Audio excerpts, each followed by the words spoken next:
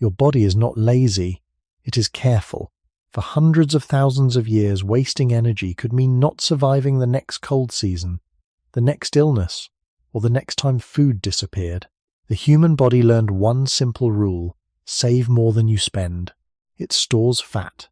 It slows down when it can. It makes you feel tired before you are truly empty.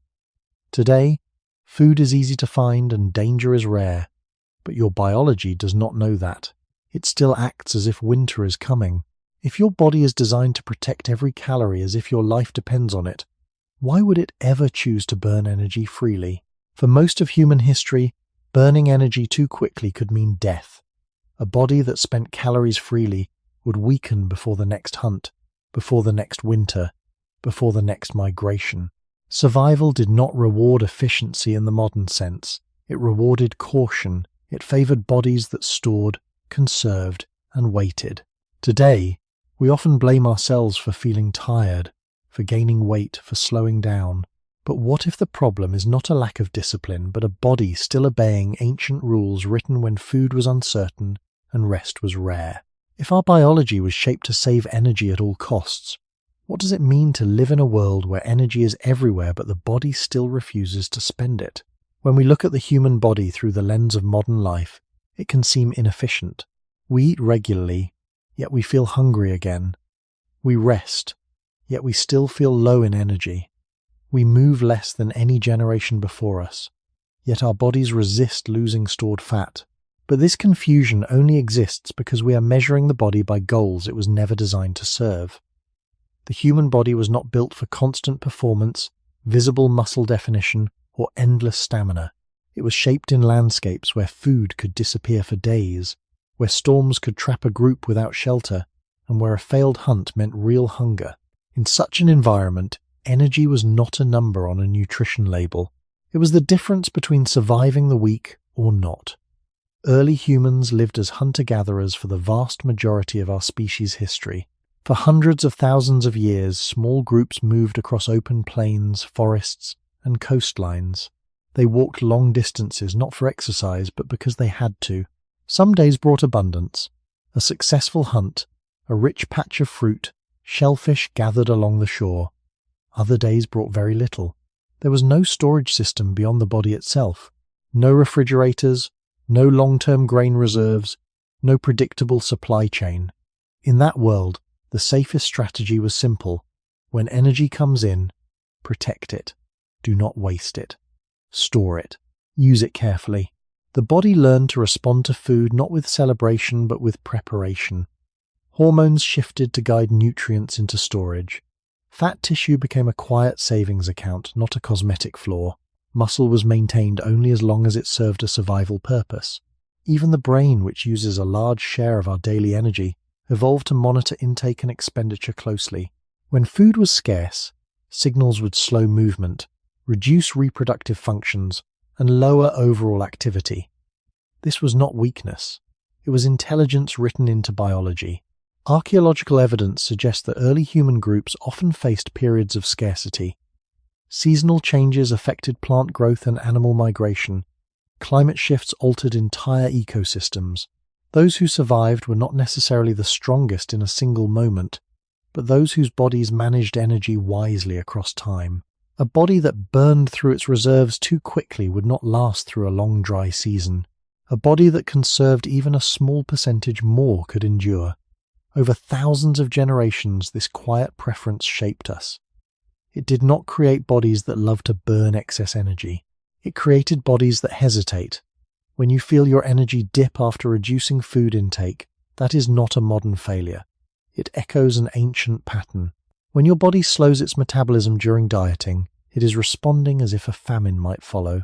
It does not know that the supermarket is nearby. It only recognizes patterns of intake and threat. The deeper truth is steady and simple. Your body is not designed to waste energy. It is designed to survive uncertainty. And even though your environment has changed in a few centuries, your biology still carries the memory of a world where every calorie mattered.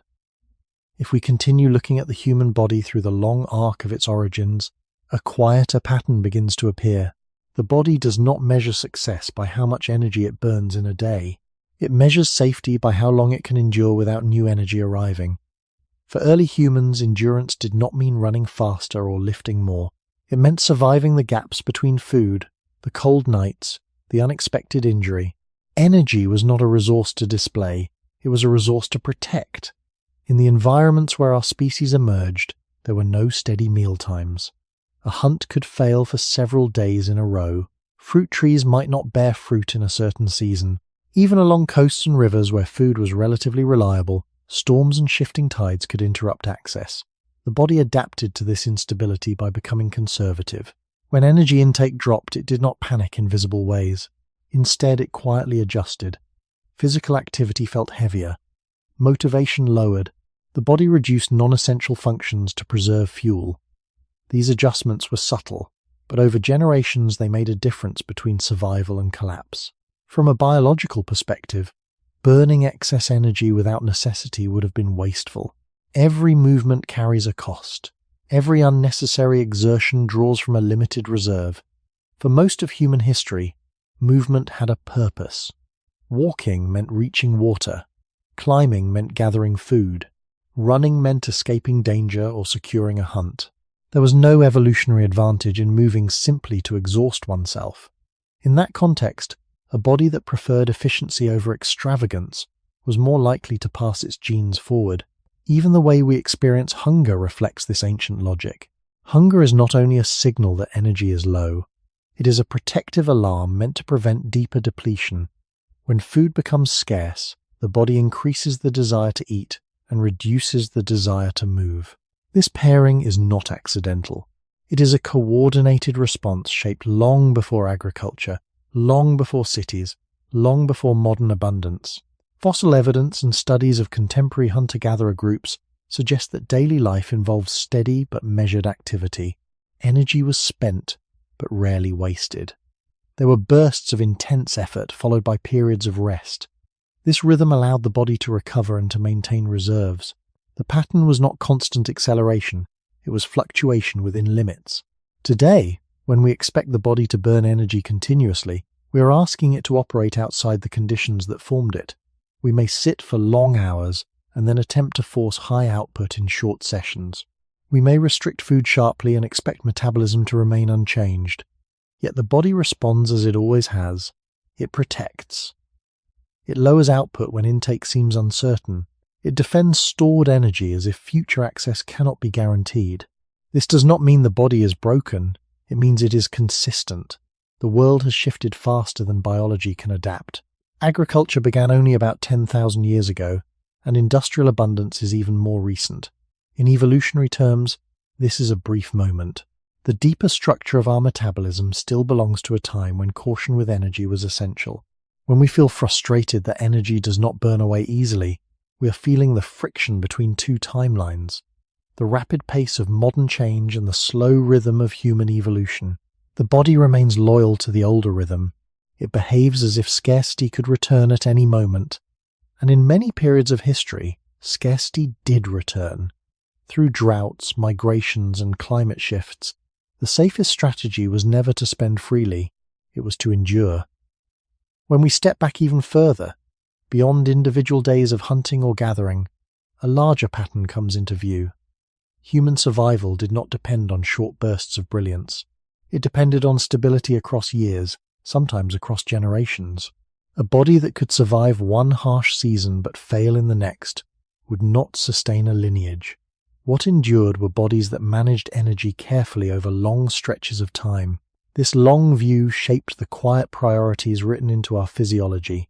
The human body carries layers of regulation that constantly weigh incoming energy against potential risk. Hormones shift not only in response to what we eat today, but in response to perceived patterns. If intake drops, the body does not simply burn more to compensate. It slows processes that are not immediately essential. Growth, reproduction, even immune intensity can be adjusted according to available fuel. These shifts are not dramatic. They are gradual, protective recalibrations that reflect a deep evolutionary logic. From the perspective of early human communities, energy stability mattered more than momentary strength. Archaeological findings show that many groups lived close to the margin of sufficiency. Seasonal cycles determined availability.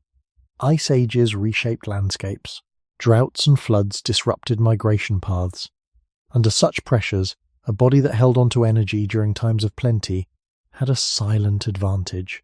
Even a small surplus stored as fat could buffer against days or weeks of shortage. The difference between survival and decline often came down to reserves. The preference for conserving energy also shaped social behavior. Early humans lived in small groups, where cooperation was essential.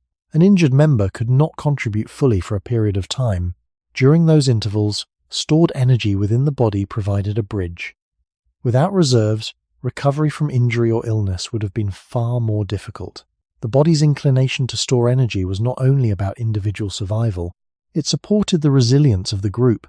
Over thousands of generations, this preference became deeply embedded. It did not create a body eager to expend every extra calorie. It created a body that assumes unpredictability. Even now, in environments where food is abundant and climate is controlled, the body reacts to signals of scarcity as if they carry real danger. When calorie intake drops suddenly, metabolism adjusts downward. When stress signals rise, energy may be redirected toward immediate readiness rather than long-term burning.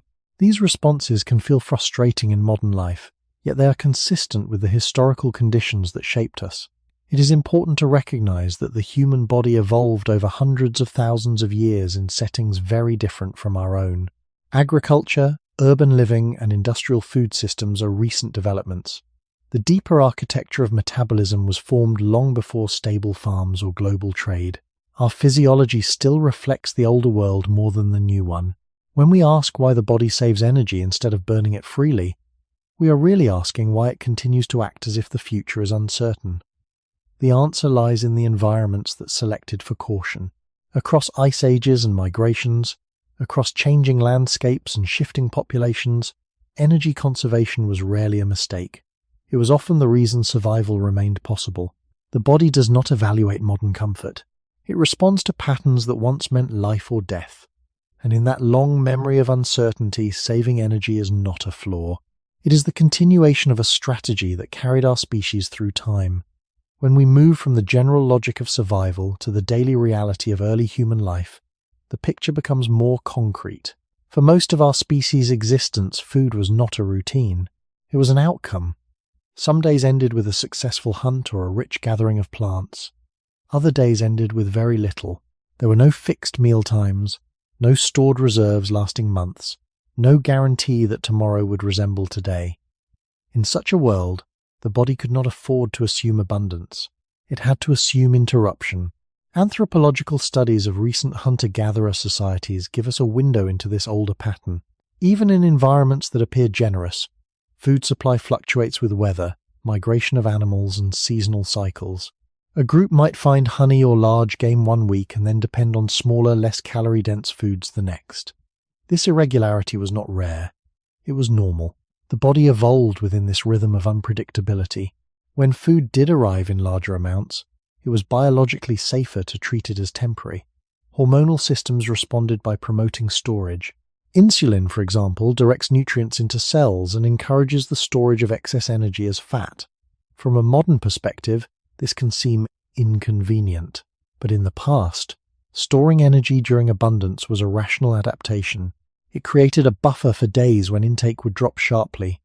The human body does not have an internal calendar that says food will be available again tomorrow. It only responds to patterns of supply. If food is plentiful for a short period, the safest assumption is that scarcity may follow. The body therefore protects part of that intake, rather than burning it freely. This pattern was reinforced over tens of thousands of years. Even the way hunger feels reflects this history. Hunger is not merely discomfort. It is a signal designed to motivate action before reserves fall too low. When intake decreases, metabolic rate can shift downwards slightly to conserve fuel. Movement may feel heavier. The body becomes more efficient, not more wasteful. In early human environments, this efficiency increased the chance of surviving lean stretches. Archaeological evidence supports the idea that prehistoric populations experienced cycles of plenty and shortage. Animal bones found at sites often show seasonal hunting patterns. Plant remains vary according to climate changes. Ice core data and sediment records reveal repeated environmental shifts that would have influenced food availability. These were not rare disasters, but recurring features of the natural world. The body that endured was not the one that burned energy extravagantly during abundance. It was the one that prepared quietly for the return of scarcity. Over generations, individuals whose bodies conserved even slightly more energy during good periods may have been more likely to survive droughts, migrations, or harsh winters. This subtle advantage accumulated across time. Today, when food is accessible daily, sometimes hourly, the body's cautious strategy can feel mismatched to our surroundings. Yet the biological systems guiding storage and conservation are much older than modern supermarkets or refrigeration. They were shaped in a world where the next meal could not be assumed. When we notice that our bodies seem eager to store energy and reluctant to release it, we are witnessing the continuation of a long survival pattern. The body is not reacting to today's stability. It is responding to the memory of instability that defined most of human history.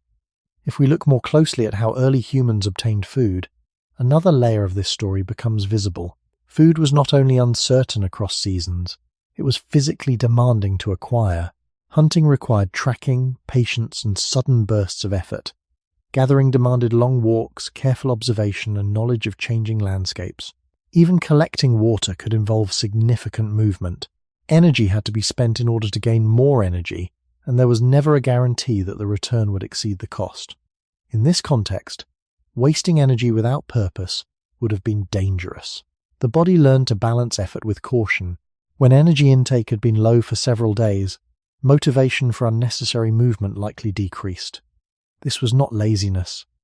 It was a protective adjustment. If the body sensed that reserves were dropping, it would encourage behaviors that preserved strength for essential tasks. Studies of contemporary hunter-gatherer groups suggest that daily energy expenditure often stays within a relatively stable range.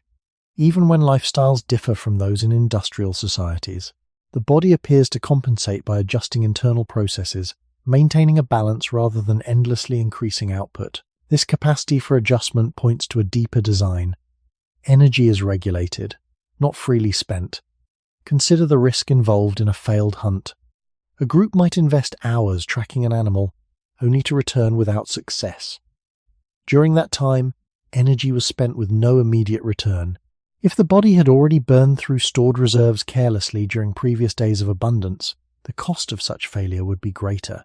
A system that guarded its stores provided insurance against these inevitable setbacks. Over time, natural selection would favor individuals whose metabolism leaned toward preservation rather than extravagance. Climate instability reinforced this pattern. During colder periods, plant foods declined and animals migrated unpredictably. In warmer times, droughts could limit access to water and edible plants. Archaeological records from different regions show repeated environmental shifts that would have disrupted reliable food access. The human body was shaped not in a stable paradise, but in fluctuating ecosystems.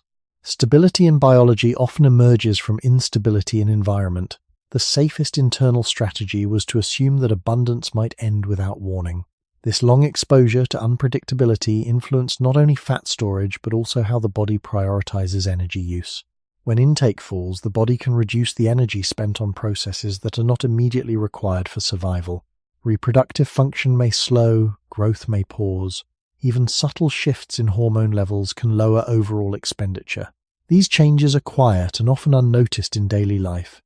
Yet they reflect an ancient priority: protect core survival first. In the modern world, we sometimes attempt to override this system. We may reduce food intake sharply while maintaining high activity levels. We may expect the body to continue burning energy at the same rate despite clear signals of scarcity. But the body does not respond to intention, it responds to pattern. When it perceives a gap between intake and demand, it adjusts to preserve what remains. This response is not a flaw introduced by modern conditions. It is the continuation of a strategy that once prevented collapse during hard seasons. Even now, in a climate-controlled home with food nearby, the body behaves as if unpredictability could return. It acts with caution, because caution kept our ancestors alive. And in that long history of uncertain hunts and shifting landscapes, saving energy was often the wiser choice than spending it freely. If we continue following this thread, the story becomes less about individual meals and more about long stretches of time. Scarcity was not always dramatic. It did not always appear as complete starvation. Often it arrived quietly, as smaller portions, fewer successful hunts, less reliable plant growth. In these slower forms of shortage, the body's ability to stretch its reserves mattered deeply. It was not only about surviving a single missed meal, but about enduring gradual decline across weeks or months. In many prehistoric environments, seasons shaped the rhythm of energy intake. Warmer months could bring relative abundance. Colder months could narrow choices to dried meat, stored roots, or whatever small game remained. Groups that moved across territories encountered variation constantly. The body that treated surplus as temporary, rather than permanent, was better prepared for these shifts. Over thousands of years, this cautious response became normal physiology. We can see traces of this pattern in how the body reacts to repeated restriction. When food intake decreases for an extended period, metabolic processes adjust. Energy expenditure may fall slightly. The body becomes more efficient at using what is available. This efficiency can be helpful in conditions of real shortage. It slows the rate at which reserves are depleted. From the perspective of early humans, this response would have been protective, increasing the chance of surviving until the next period of abundance. Population history reinforces this logic. Human groups have repeatedly faced bottlenecks caused by drought, volcanic events, migrations, and climatic extremes. Genetic studies suggest that our ancestors endured episodes where population numbers dropped significantly. During these times, those whose bodies managed energy more conservatively may have had a subtle survival advantage.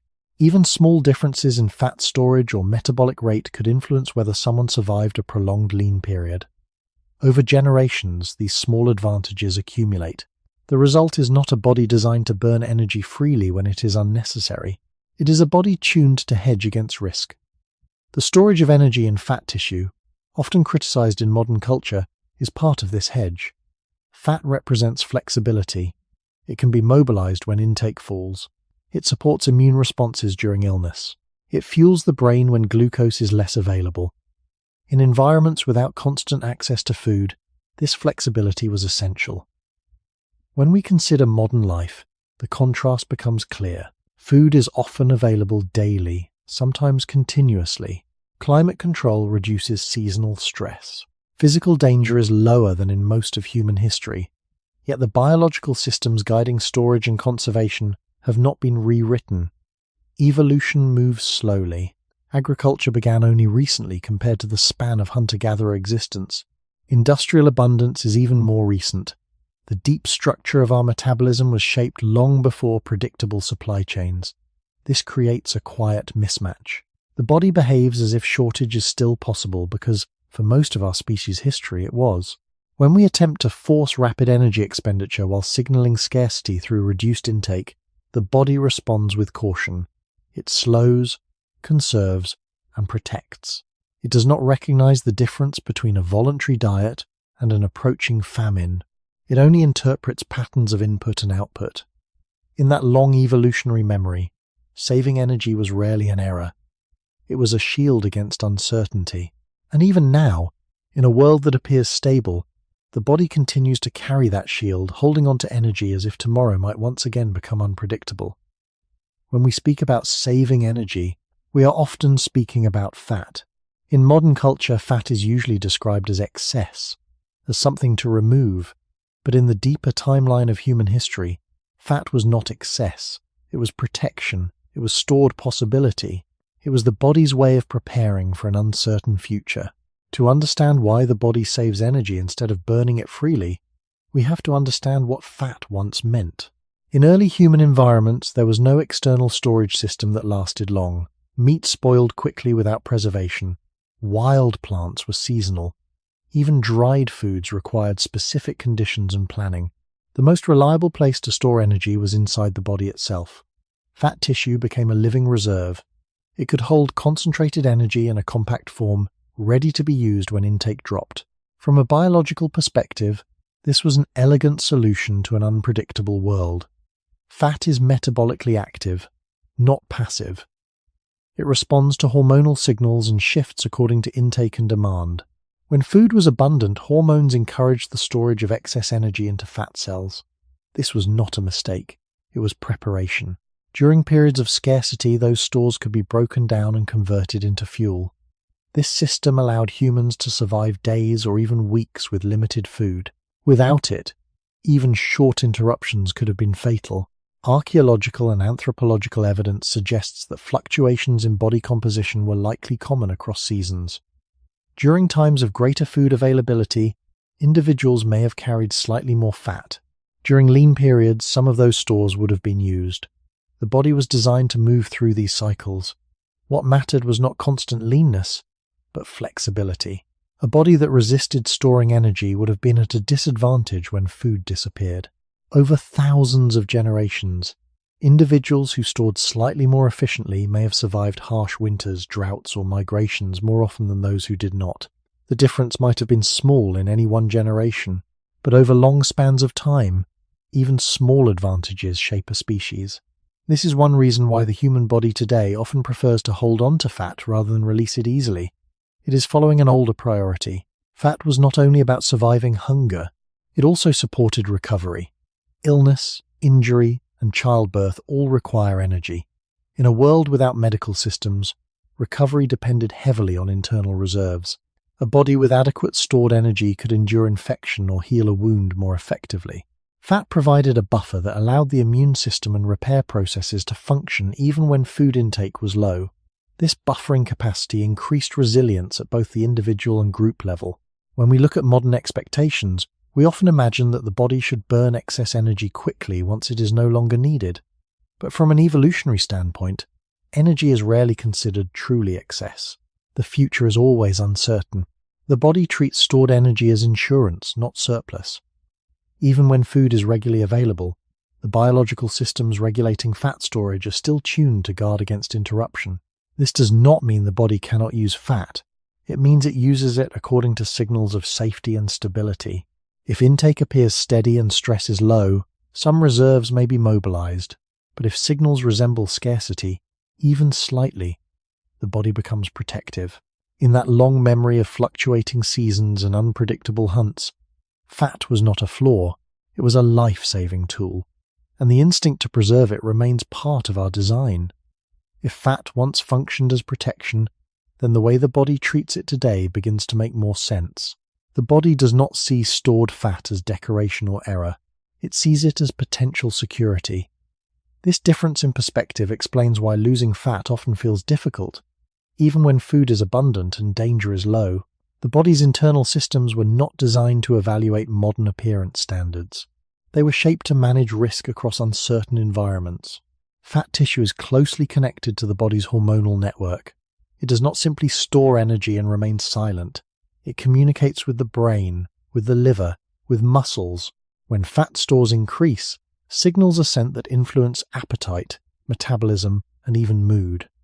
When fat stores decrease sharply, other signals emerge, encouraging hunger and slowing energy expenditure. These responses are part of a feedback system that evolved to maintain stability. Rapid loss of stored energy would have signaled danger in the past. A shrinking reserve could mean that food had become scarce. The body learned to respond by conserving what remained. This conservation is not dramatic. It may appear as a slight reduction in metabolic rate, a stronger sensation of hunger, or a subtle decline in spontaneous movement. Yet over time, these small shifts can make a difference. They reflect an ancient priority: avoid running out of fuel before the next opportunity to eat appears. From an evolutionary perspective, the risk of starvation outweighed the risk of carrying slightly more stored energy. In early human societies, there was little penalty for modest fat accumulation during periods of abundance. There was, however, a serious penalty for insufficient reserves during drought or winter. The asymmetry of these risks shaped the body's bias. It leans toward caution. It would rather store a little too much than risk having too little. Anthropological observations of populations living closer to traditional subsistence patterns show seasonal variations in body composition. During times of plentiful harvest or successful hunting, weight could increase. During leaner months, it could decrease. The body was built to cycle within a range. What mattered was not constant reduction, but resilience across fluctuation. In contrast, Modern expectations often aim for continuous decrease without interruption. This goal conflicts with the older biological rhythm. When calorie intake is reduced sharply in modern dieting, the body interprets the pattern through its ancestral framework. It does not recognize voluntary restriction. It recognizes reduced supply. In response, it lowers expenditure where possible. It increases the drive to eat. It defends stored fat as if the coming months might bring true scarcity. These responses are not evidence of weakness or failure. They are consistent with a long survival strategy. Even stress can reinforce this protective stance. In uncertain or threatening situations, the body may prioritize immediate readiness over long-term burning of reserves. Hormonal shifts can influence how and where fat is stored. Again, this pattern reflects older conditions in which threat and scarcity often overlapped. In that world, holding on to energy while preparing for challenge made sense. The modern environment has changed rapidly, but the regulatory systems guiding fat storage have not been rewritten. They still operate with a bias toward preservation. When we ask why the body saves energy instead of burning it freely, we are encountering this bias directly. The body is not resisting progress. It is following a pattern that once guarded survival. If we continue tracing this logic, fat begins to appear not as an obstacle but as a record. It reflects the environments that shaped human life for most of our existence. The body learned to treat stored energy as something to defend because, again and again across prehistory, losing that reserve too quickly could mean vulnerability. In cold climates, fat offered insulation and fuel. In dry regions, it provided energy when plant life failed. In times of illness, it sustained basic functions when appetite fell. This multi-layered usefulness strengthened the body's tendency to preserve it. What makes this tendency difficult today is not that it is irrational. It is that our environment has changed more quickly than our biology. Agriculture stabilized food supply in many regions, but even early farming communities faced crop failures and famine. Historical records from ancient civilizations describe repeated shortages due to drought, war, or disease. The human body continued to encounter periods where stored energy was protective. Only in the last few centuries has a large portion of humanity experienced relatively constant access to calories. Evolution does not erase old strategies in such a short span. The regulatory systems that govern fat storage remain tuned to the older world. When intake is reduced abruptly, the body responds cautiously. It reduces non-essential expenditure. It increases hunger signals. It becomes metabolically efficient. This efficiency once extended survival during long migrations or failed harvests. From the body's perspective, conserving energy during perceived scarcity is still the safest path. Even the distribution of fat across the body carries traces of evolutionary function. Certain storage patterns may have supported reproductive health or protected vital organs. The details are complex, but the underlying theme remains simple. Energy storage increased the chance of surviving unpredictable conditions. The body learned to treat these reserves as valuable assets. Modern life, however, often rewards immediate energy expenditure. We admire constant productivity and visible leanness. Yet the body's deeper programming does not respond to social values. It responds to signals of supply and threat. If food intake fluctuates or stress rises, it may choose protection over release. This is not stubbornness.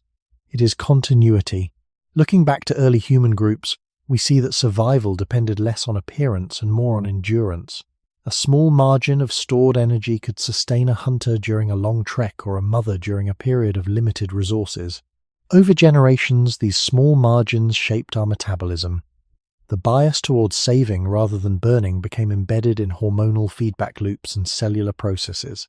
When we ask why energy does not burn away easily, we are confronting that embedded bias. The body is designed to prevent loss that might endanger survival. It will release stored fuel, but only when it interprets conditions as sufficiently stable. In the ancient environments where this system formed, caution reduced risk. And even though our surroundings now feel secure, the biological memory of uncertainty remains active. Fat, once a life-saving reserve against winter and famine, is still treated as protection. The instinct to preserve it is not an error of design. It is the echo of a long history in which holding on to energy meant staying alive. If fat represents stored protection, then the organ that decides when to use that protection is the brain. The brain does not simply react to the present moment. It interprets signals through patterns shaped across human history. In early environments, the brain's primary concern was not maximizing output, it was preventing collapse. It constantly monitored available energy and adjusted behavior to guard against depletion. From an evolutionary perspective, the brain had to be cautious. The human brain consumes a significant portion of the body's daily energy, far more than many other organs relative to its size. This made reliable fuel supply essential. If energy intake dropped suddenly, the brain could not afford to gamble on immediate recovery. It needed to slow non-essential expenditure and encourage behaviors that restored supply. Hunger intensified. Motivation shifted toward seeking food. Unnecessary movement felt less appealing. These changes were not moral signals. They were protective recalibrations. The brain learned to prioritize survival over comfort and survival over visible strength. Archaeological evidence shows that early humans endured repeated environmental pressures, glacial cycles, droughts, volcanic events. These were not isolated events, but recurring patterns across tens of thousands of years. The brain evolved under these conditions. It became highly sensitive to fluctuations in energy intake. Even short periods of scarcity could trigger adjustments designed to extend reserves. This sensitivity increased the chance of surviving unpredictable climates. When food was scarce, the safest strategy was to preserve energy for essential tasks. The brain coordinates this preservation through complex hormonal networks. Signals from fat tissue, from the gut, and from blood glucose levels inform the brain about current reserves. If these signals suggest decline, the brain does not assume abundance will return tomorrow. It shifts into caution. Appetite rises. Rest becomes more appealing. Spontaneous movement may decrease. These responses are subtle, yet they are deeply embedded. In the modern environment, where food is often available daily, these same mechanisms continue to operate. If intake drops through dieting or irregular eating, the brain responds according to its ancient training. It treats reduced supply as potential threat. Even if conscious thought knows that food is nearby, the regulatory systems respond to patterns, not intentions. The brain cannot distinguish between voluntary restriction and environmental famine. It reacts to the signal itself. This is one reason why sustaining high levels of energy expenditure during calorie restriction feels difficult. The brain's priority is to ensure continuity of life, not to support aesthetic goals. From its perspective, releasing stored energy rapidly during uncertain intake would increase risk. The bias remains toward conservation. When we experience fatigue during dieting or after extended stress, we are often witnessing this protective shift. The brain reduces output to safeguard fuel. It may feel inconvenient, but within the context of human origins it was adaptive. A brain that ignored warning signs of scarcity would have endangered the individual and, by extension, the group. Across generations, brains that erred on the side of caution were more likely to persist. Today, this caution remains. The brain still acts as if uncertainty could return at any moment. It protects energy reserves not because it misunderstands the modern world, but because it was shaped by a world where certainty rarely lasted. The brain's caution becomes even clearer when we consider how it ranks different kinds of risk. In early human environments, the most immediate and lethal threat was not looking less strong or moving less efficiently. It was running out of fuel. Starvation weakens judgment, slows reaction, and eventually stops vital systems. From the brain's perspective, preventing this outcome was more urgent than maintaining peak physical performance. This hierarchy of risk shaped how energy is managed. When intake appears uncertain, the brain does not ask whether the body could look leaner or move faster. It asks whether reserves are sufficient to endure interruption. If signals suggest decline, it acts defensively. It may reduce spontaneous activity. It may increase hunger. It may subtly alter hormone levels to slow expenditure. These responses can feel like resistance in modern life, but they are expressions of an older priority. Avoid depletion first. Studies of metabolism show that the body tends to defend a range of energy balance rather than allowing unlimited fluctuation. When energy intake drops sharply, total daily expenditure often decreases more than expected. Some of this reduction comes from conscious behavior, but some comes from unconscious adjustments. Fewer small movements, lower resting expenditure, changes in thermoregulation. The brain coordinates many of these shifts. It interprets lower intake as a pattern that could signal scarcity. From its evolutionary memory, scarcity is dangerous. The brain evolved in populations that repeatedly faced environmental instability. Climate records indicate cycles of cold and warmth, wet and dry periods. These shifts altered food supply across generations. In such conditions, individuals whose brains responded quickly to energy decline by conserving reserves would have had an advantage. Even a small margin of additional stored energy could mean surviving until conditions improved. Over thousands of years, this bias toward protection became embedded in regulatory circuits. The brain does not calculate modern probability. It does not assess supermarket access or long-term economic stability. It reads physiological signals. If blood glucose falls, if fat stores begin to shrink, if stress hormones rise, it interprets these as potential threat. In response, it shifts priorities towards safety. Burning energy freely is rarely categorized as safe under uncertain intake. This pattern can also be seen in how the brain manages reproduction. In conditions of severe energy deficit, reproductive function may slow or pause. From a modern perspective, this seems extreme. From an evolutionary perspective, it is protective. Investing energy in reproduction during famine would increase risk for both parent and offspring. The brain therefore links energy availability to long-term biological decisions. The same logic influences everyday sensations. Feeling tired during restriction or stress is not simply weakness. It may be the brain's way of reducing non-essential expenditure. In early environments, conserving strength for necessary tasks could extend survival. The brain learned that constant high output was less important than maintaining a reserve. When we ask why your body saves energy instead of burning it, we are partly asking why your brain remains cautious. It remains cautious because, across the long history of our species, caution reduced the risk of starvation more reliably than bold expenditure. That ancient ranking of threats still shapes how energy is used today. There is another layer to the brain's caution that is easy to overlook. The brain does not only react to physical shortage, it also reacts to uncertainty. Throughout human history, uncertainty often preceded scarcity. A failed hunt, changing weather, signs of migration in animal herds, these signals suggested that food might soon become less reliable. The brain evolved to anticipate such shifts, not merely to respond after reserves were already gone. Anticipation is protective. It allows the body to adjust before true depletion sets in.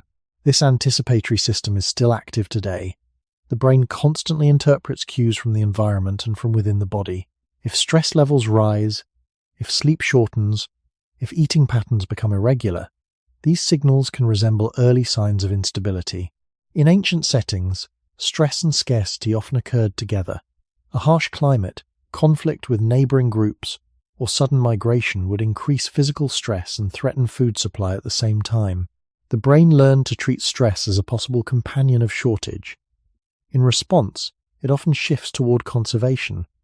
This connection helps explain why modern stress can influence energy storage. Even when food is physically available, chronic stress can alter how energy is used and stored. Hormonal changes may favor preservation over release. From a survival perspective, this makes sense. In a threatening environment, it would be safer to maintain reserves rather than expend them freely. The brain does not separate psychological strain from physical risk in the way modern language does. It reacts to patterns of threat. The roots of this reaction stretch back to early human populations that faced repeated environmental challenges. Ice ages, prolonged droughts, and unpredictable migrations created conditions where both stress and food insecurity were common. In those settings, a brain that linked uncertainty with energy conservation would help extend survival. Even small adjustments in behavior and metabolism could provide a buffer against worsening conditions. Over generations, these protective tendencies became part of our regulatory design. Today, when we live in climate-controlled spaces with steady food access, the same systems continue to function. If sleep is disrupted or daily life feels unstable, the brain may interpret these as signals requiring caution. It may lower spontaneous movement or increase appetite subtly. These are not conscious choices. They are coordinated responses guided by long-standing survival priorities. The modern world has changed rapidly, but the brain still operates with rules shaped over hundreds of thousands of years. It does not assume safety simply because the environment appears comfortable. It relies on internal and external cues, many of which resemble those that once predicted scarcity. As a result, it continues to protect energy reserves as if uncertainty could deepen at any moment. When we ask why your body saves energy instead of burning it, part of the answer lies in this anticipatory caution. The brain prefers to preserve rather than risk running out. In the deep past, that preference guarded life through unstable seasons and shifting landscapes. And although the landscape around us has transformed, the brain's quiet vigilance remains. If we return to the question of movement, another quiet misunderstanding begins to dissolve. Today, we often separate movement into categories: exercise, sport, training. We schedule it. We measure it. We attempt to increase it deliberately in order to burn energy. But for most of human history, movement was not an optional activity designed to reduce stored fuel. It was woven into survival itself. People moved because they had to, not because they wished to spend calories. Early human life required steady physical effort, but it was rarely random. Walking long distances meant reaching water, tracking animals, or relocating with the group. Climbing, digging, carrying, and lifting were tied to gathering food, building shelter, or protecting territory. These actions had clear purpose. Energy spent in movement usually had a direct return. Food secured, safety increased, shelter improved. Burning energy without purpose would have reduced reserves without increasing survival odds. From an evolutionary standpoint, the body did not benefit from needless exertion, it benefited from efficient action. Studies of contemporary hunter-gatherer societies show that while daily activity levels can be high compared to sedentary industrial lifestyles, energy expenditure often remains within a constrained range. The body appears to compensate for increased movement by adjusting other processes. This suggests that human metabolism evolved to maintain balance rather than allow unlimited escalation. Energy is regulated carefully, not spent recklessly. This regulatory pattern developed over thousands of generations in environments where overexertion carried risk. Imagine a hunting group traveling long distances under the sun. If one member exhausted their energy prematurely, they would become vulnerable. There were no immediate medical systems or easy transport. Preserving strength for essential moments mattered. The body learned to discourage unnecessary strain. Fatigue signals served as protection, encouraging rest when effort exceeded safe limits. These signals were not signs of weakness. They were boundaries shaped by survival. In modern life, this ancient boundary can feel inconvenient. We may sit for long hours and then expect the body to respond enthusiastically to sudden intense activity. We may attempt to override fatigue with stimulants or discipline, yet the body's deeper programming remains cautious. It prefers gradual expenditure linked to necessity rather than abrupt burning for its own sake. The contrast between past and present is striking. For early humans, daily movement was consistent but purposeful. There was little concept of moving purely to reduce stored energy. In today's environment, where food is easily accessible and physical labor often minimized, we attempt to recreate expenditure artificially. But the body does not interpret this shift as a new evolutionary directive. It still evaluates effort through older criteria. Is this movement essential? Does it increase safety? Does it justify the energy cost? If signals of scarcity or stress are present, the body may resist high expenditure even more strongly. It preserves energy in case it is needed for something more urgent. This tendency reflects a long history in which survival depended on matching effort to necessity. When we ask why your body saves energy instead of burning it freely, the answer includes this ancient relationship with movement. The body was shaped to spend energy carefully, tied to real demands. It was never designed to burn calories simply because they are available. When we look more closely at how early humans moved, we begin to see that their activity followed a rhythm rather than a constant push. There were periods of steady walking, short bursts of intense effort, and long stretches of rest. After a successful hunt, a group might remain relatively still while preparing food and conserving strength. During migration, movement increased. During illness or injury, it decreased. This natural fluctuation allowed energy to be used with intention. The body adapted to this rhythm over thousands of years. It learned to increase output when needed and to reduce it when conditions were uncertain. This flexibility was protective. It prevented unnecessary depletion and allowed reserves to stretch across unpredictable conditions. Modern life often disrupts this pattern. We may spend hours in minimal movement and then attempt to compress large amounts of effort into a short session. From the body's perspective, sudden high demand without clear survival necessity can resemble risk. If energy intake is not consistently high, or if stress levels are elevated, the brain may interpret intense activity as potentially destabilizing. In response, it may encourage conservation through fatigue or reduced spontaneous movement later in the day. Research suggests that when structured exercise increases, the body sometimes compensates by lowering non-exercise activity. Small unconscious movements, known as spontaneous physical activity, may decline. This adjustment reflects a broader regulatory system. The body appears to defend a certain overall expenditure range. It does not always allow total energy burn to rise proportionally with effort. This pattern likely has deep roots in our evolutionary past. In early environments, overexertion could weaken an individual at critical moments. If a hunter exhausted himself chasing prey, he might lack strength to return safely or defend against threat. If a mother depleted her reserves during migration, her ability to care for offspring could diminish. The body's cautious regulation of movement would reduce these risks. Fatigue signals developed not as obstacles but as safeguards. They encouraged pacing and rest before reserves fell dangerously low. Even in contemporary hunter-gatherer groups, energy use appears calibrated rather than excessive. Movement is integrated into daily tasks, but rest remains a valued and common state. The human body evolved to alternate between effort and recovery. It did not evolve to sustain constant high output detached from necessity. When we attempt to push beyond these inherited limits without stable signals of safety and sufficient intake, the body often responds by tightening control. It may reduce resting metabolic rates slightly or dampen spontaneous activity. These responses can feel frustrating, yet they mirror the logic that once protected survival. The body does not interpret exercise as a moral achievement. It interprets effort as a cost. If that cost appears too high relative to supply or stability, conservation follows. When asking why your body saves energy instead of burning it freely, part of the answer lies in this ancient rhythm.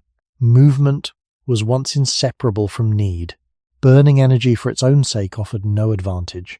Preserving strength for essential moments did, and that preference for measured expenditure continues to shape how your body responds to effort today. If we place this rhythm of movement into the wider timeline of human history, the picture becomes steadier. For hundreds of thousands of years, survival did not reward constant acceleration. It rewarded endurance across seasons. A body that could pace itself, conserving strength between necessary efforts, was more likely to last through migration, illness, or harsh weather. This pacing became part of our biological design. Movement was essential, but excess movement without purpose carried risk. Even the structure of human muscles reflects this balance. Humans are built for walking long distances at moderate intensity. Our anatomy supports steady locomotion rather than continuous sprinting. This suggests that the typical pattern of energy use across human history involved sustained but measured effort. There were moments of intensity, but they were brief and tied to clear needs. The majority of daily life likely unfolded at a level that preserved reserves rather than drained them completely. This pattern helped maintain stability in environments where energy intake was uncertain. The body's internal systems learned to support this pacing. When energy supply appeared stable and conditions were calm, movement could continue at moderate levels. When signals of scarcity or stress emerged, the body encouraged caution. It reduced spontaneous activity. It increased sensations of fatigue. These signals acted as early warnings, nudging individuals to avoid exhausting themselves before essential tasks arose. In early human groups, this caution could prevent dangerous overextension during hunts or travel.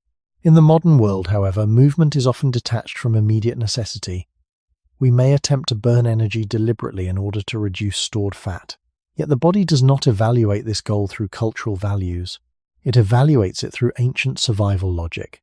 If energy intake decreases or stress increases, Intense movement may trigger protective responses. The body may defend reserves rather than release them.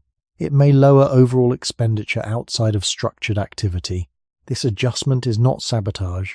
It is regulation shaped by long exposure to unpredictable environments. Anthropological records show that early populations experienced repeated climate fluctuations. During colder periods, food sources contracted. During warmer periods, resources shifted geographically. Migration required careful energy budgeting. A body that maintained a margin of safety by pacing movement and guarding reserves would have been more resilient in these transitions. Over many generations, this resilience became embedded in metabolic and behavioral patterns. Today, when we experience resistance to constant high expenditure, we are encountering that embedded resilience. The body prefers sustainability over rapid depletion. It treats energy as something to manage across time, not to eliminate quickly. The instinct to conserve is not a flaw introduced by comfort. It is the continuation of a strategy that once allowed small groups of humans to survive vast stretches of uncertainty. When we ask why your body saves energy instead of burning it freely, part of the answer lies in this inherited rhythm. Our ancestors moved with purpose and rested with intention. Their bodies were shaped to endure, not to exhaust themselves without need. That shaping remains within us, guiding how energy is spent and when it is held back. There is a quiet shift that happens when energy intake drops. It is not loud, and it does not announce itself clearly. The body does not immediately collapse or panic. Instead, it begins to adjust. This adjustment is one of the clearest examples of how deeply the instinct to conserve is woven into human biology. When fewer calories arrive consistently, the body does not simply continue burning energy at the same rate. It recalibrates. This recalibration has roots that stretch far back into early human history. In environments where food supply was unpredictable, sudden decreases in intake were common. A failed hunt, a dry season, or a migration away from familiar territory could reduce available calories quickly. In those moments, survival depended not on burning stored energy rapidly, but on stretching it. The body evolved mechanisms to lower expenditure during perceived scarcity. Resting metabolic rate could decline slightly. Small, unconscious movements could decrease. Internal processes that were not immediately essential might slow. These changes were protective. They extended the time an individual could function before reserves were exhausted. Modern research confirms that when calorie intake drops significantly, energy expenditure often decreases more than expected from weight loss alone. This phenomenon is sometimes described as metabolic adaptation. From a contemporary viewpoint, it can feel frustrating. From an evolutionary viewpoint, it is logical. The body interprets sustained reduction in intake as a potential signal of famine. It does not assume that food will soon return in abundance. It assumes uncertainty. This assumption shaped human survival across generations. If metabolism remained high during scarcity, stored reserves would vanish more quickly. Individuals might weaken before conditions improved. A body that slowed its burn rate slightly could survive longer, giving time for the environment to shift back toward abundance. Over thousands of years, even small advantages in energy conservation would influence survival rates during prolonged shortages. Climate records show repeated periods of environmental stress. Ice ages expanded and retreated. Drought cycles altered ecosystems. These changes affected food availability on large scales. Human groups endured these shifts by adapting behavior and relying on internal reserves. The body's capacity to reduce energy expenditure during lean periods increased resilience. This capacity is still present. Today, when someone reduces calorie intake intentionally, the body cannot distinguish between voluntary restriction and environmental famine. It reads the pattern of reduced input and responds with caution. Hunger signals may intensify. Energy levels may dip. Resting expenditure may decline slightly. These responses are coordinated by hormonal and neural systems that evolved long before modern dieting existed. They are not designed to frustrate effort. They are designed to prevent depletion. In early human communities, survival often depended on making limited resources last. A small buffer of stored energy could mean the difference between enduring a difficult season or not. The body's instinct to slow its burn rate during shortage was part of that buffer. When we ask why your body saves energy instead of burning it freely, The answer includes this adaptive slowdown. It reflects a long history in which caution extended life. The body learned that when supply falls, the safest response is not acceleration but conservation. When the body lowers its burn rate during reduced intake, it is not acting randomly. It follows a layered strategy that was refined across long stretches of human history. The adjustment does not happen in a single switch. It unfolds gradually through small changes that together reduce overall expenditure. Resting metabolism may decline slightly. Body temperature regulation may shift subtly. Muscles may become more efficient, using less energy for the same tasks. Even unconscious movements such as shifting posture or small gestures can decrease without deliberate awareness. These reductions may seem minor, yet over days and weeks they preserve a meaningful amount of energy. In early human environments, this preservation could determine whether an individual survived until the next successful hunt or harvest. Scarcity rarely appeared as a single dramatic event. It often arrived as a slow narrowing of options. During extended dry seasons or prolonged cold periods, food sources became less reliable over time. The body that could trim its expenditure quietly, without compromising core survival, gained time. Time was critical. A few additional days of functional strength could allow a group to migrate to better territory or wait for seasonal change. Over generations, individuals whose physiology leaned toward careful conservation would have been more likely to endure these drawn-out challenges. This pattern is reflected in how the body prioritizes different systems during energy shortage. Processes essential to immediate survival are protected first. Circulation, breathing, and brain function remain stable. Other systems may shift. Growth slows, reproductive activity can decrease. Repair processes may become more selective. These adjustments are not signs of malfunction. They are evidence of triage shaped by evolutionary pressure. The body decides, through ancient regulatory circuits, where energy must go and where it can be spared. Modern life often overlooks this hierarchy. When someone reduces calorie intake sharply, they may expect the body to maintain the same output across all systems. But the body does not interpret intention. It reads patterns. A sustained drop in intake resembles the early stages of famine in ancestral environments. In response, it reorganizes priorities. Hunger increases to encourage replenishment. Energy expenditure tightens to protect reserves. This coordinated shift once allowed small human groups to survive long winters or unpredictable migrations. Climate and archaeological records show repeated cycles of environmental instability throughout human evolution. Droughts, glacial expansions, and volcanic disruptions altered landscapes over centuries and millennia. Food availability shifted accordingly. The ability to adapt metabolically to these shifts was not optional. It was central to survival.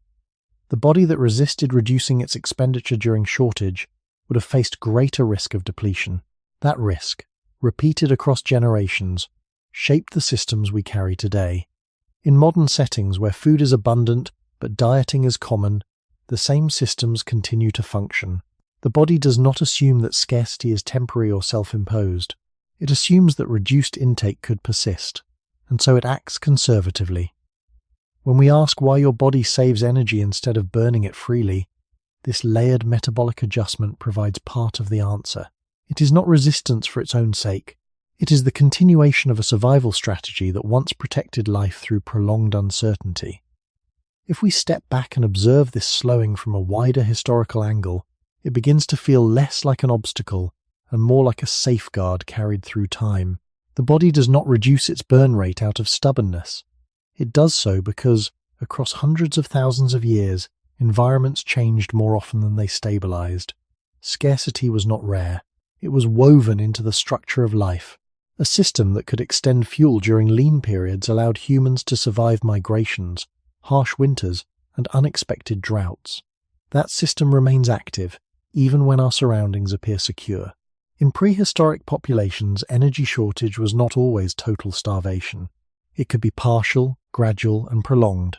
A season of weaker plant growth or declining animal herds would slowly narrow caloric intake. The body's capacity to reduce expenditure in response to these signals created resilience. Lowering burn rate by even a small percentage could stretch stored reserves across additional days or weeks. In uncertain landscapes, those additional days mattered. They provided time for environmental conditions to shift, for hunting patterns to improve, or for groups to relocate. The evolutionary advantage of this metabolic flexibility accumulated quietly over generations. Human populations that endured repeated climatic fluctuations would have favored individuals whose bodies reacted conservatively to reduced intake. Genetic traits supporting efficient energy use during scarcity became more common. Over long spans of time, these traits shaped our shared physiology. The result is a body that does not view a calorie deficit as an opportunity to burn freely. It views it as a warning to conserve. Even in modern contexts where food is predictably available, the deeper regulatory systems cannot distinguish voluntary dieting from environmental threat. They respond to patterns of intake, not to cultural goals. When intake drops and remains low, the body lowers its expenditure to defend stability. This defense may appear subtle in daily experience, but its origins are profound. It reflects an ancient bargain: survive first, optimize later. This bargain made sense in a world where survival was never guaranteed. In that world, burning energy aggressively during shortage would increase risk. Conserving it would increase endurance. Endurance, more than speed or visible strength, carried human groups through unpredictable centuries.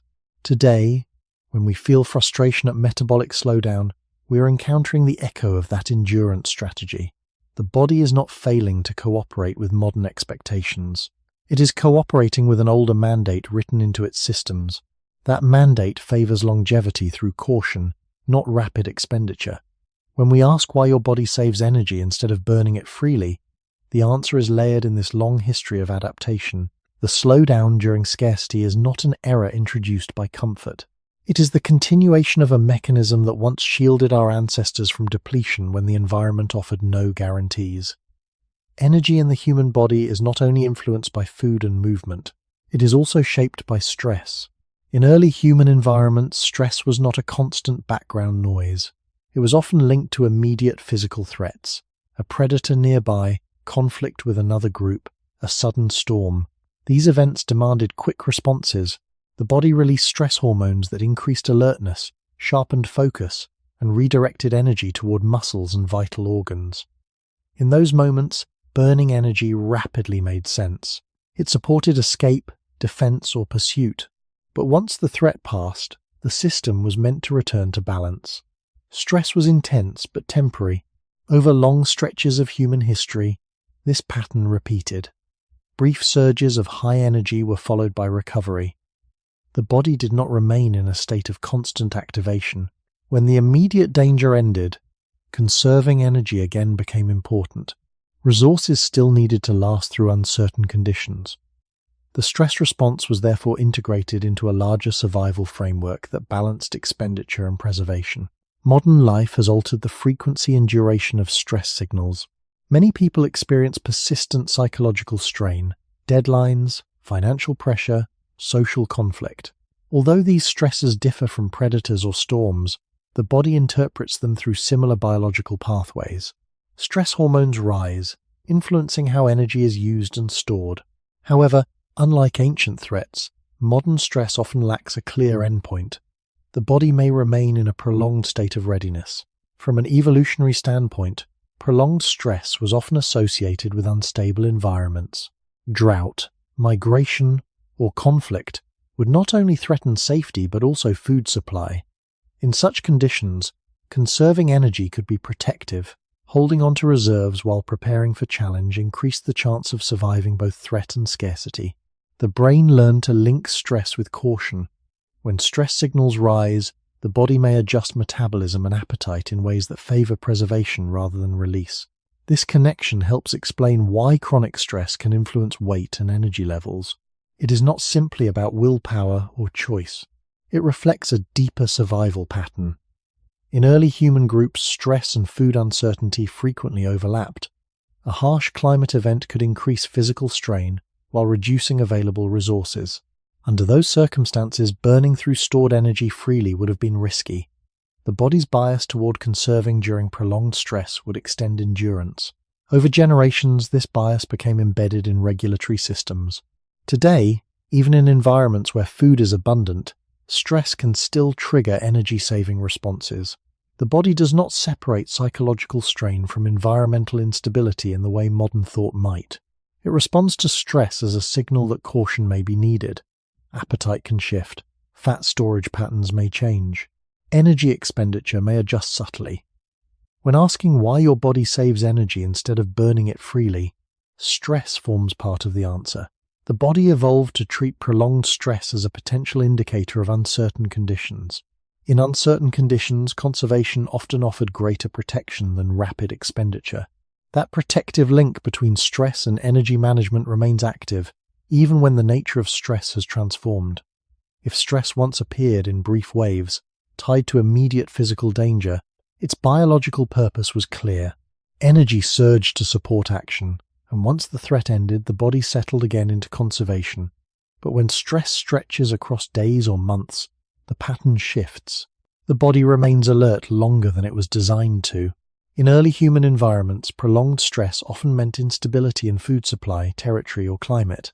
A migration across unfamiliar land, a season of poor hunting, or tension with neighboring groups could extend uncertainty. In such conditions, the safest strategy was not to burn through reserves rapidly. It was to remain prepared while protecting stored energy. This long association between stress and uncertainty shaped how the body links stress signals to energy management. When stress hormones rise, they influence how the body handles glucose and fat. In short bursts, this helps deliver quick fuel to muscles and brain. In longer spans, however, the system may tilt toward preservation. The body may become more efficient, guarding stored energy while remaining in a state of readiness. From an evolutionary standpoint, this pairing made sense. A prolonged threat often meant that the environment could worsen before improving. Holding on to reserves increased the chance of enduring that worsening. Climate records show that early humans experienced repeated environmental disruptions. Extended droughts could last years. Cold periods could persist for generations. These were not isolated moments of danger but drawn-out challenges. Stress would not have been a brief alarm in such times. It would have been a background condition. In those contexts, conserving energy while staying vigilant would increase survival odds. The body systems that link stress with energy storage reflect this history. Modern life introduces a different type of prolonged stress. It may not involve immediate physical danger, yet it activates similar hormonal pathways. Financial strain, social conflict, or chronic workload can keep stress responses active beyond their original design. The body does not interpret these signals through modern categories. It recognizes elevated stress and responds as it was shaped to respond. Part of that response may include subtle shifts toward conserving energy. Appetite patterns can change under chronic stress. Cravings for calorie-dense foods may increase. These responses are not arbitrary. In ancestral settings, energy-dense food would provide the most reliable buffer during instability. Seeking such food under stress could help maintain reserves during uncertain periods. The body learned that pairing stress with energy preservation increased resilience. Even today, when food is readily available, this pairing persists. When we ask why your body saves energy instead of burning it freely, chronic stress offers an important clue. The body evolved to treat sustained stress as a sign that caution is needed. In uncertain conditions, conserving resources improves endurance. Although our modern challenges differ from those faced by early humans, the biological systems guiding energy management remain anchored in that older world. They continue to favor protection when stress suggests that the future may not be fully secure. Over time, the link between stress and energy conservation became woven into a deeper survival pattern. Stress was rarely isolated in the environments where human biology was formed. It often arrived alongside uncertainty about shelter, safety, and food. When landscapes shifted or resources declined, tension within groups could increase. Migration might become necessary. In these moments, stress signaled that stability was fragile. The body learned to respond not only with alertness, but with caution in how energy was spent. Burning through reserves during prolonged instability would reduce the margin for error. Preserving them would extend the window for adaptation. This pairing of vigilance and conservation increased resilience across unpredictable generations. The biological pathways involved in stress regulation are closely connected to energy management. Hormones released during stress influence how glucose is mobilized, and how fat is stored. In short bursts, these changes provide immediate fuel for action. However, when stress remains elevated without clear resolution, the body shifts into a different mode. It may encourage greater intake of calorie-dense food. It may reduce spontaneous movement. It may subtly favor storage over release. These adjustments are not conscious choices. They are automatic responses shaped by long exposure to unstable conditions. In ancestral settings, prolonged stress often preceded scarcity or hardship. Preparing by conserving energy could mean surviving until circumstances improved. Across long spans of human history, groups endured environmental pressures that lasted far beyond a single day. Extended droughts reduced plant growth and animal populations. Cold periods altered migration routes. Conflicts over territory disrupted reliable food sources. During such times, stress was not momentary. It was persistent. The body that interpreted persistent stress as a signal to guard energy had a survival advantage.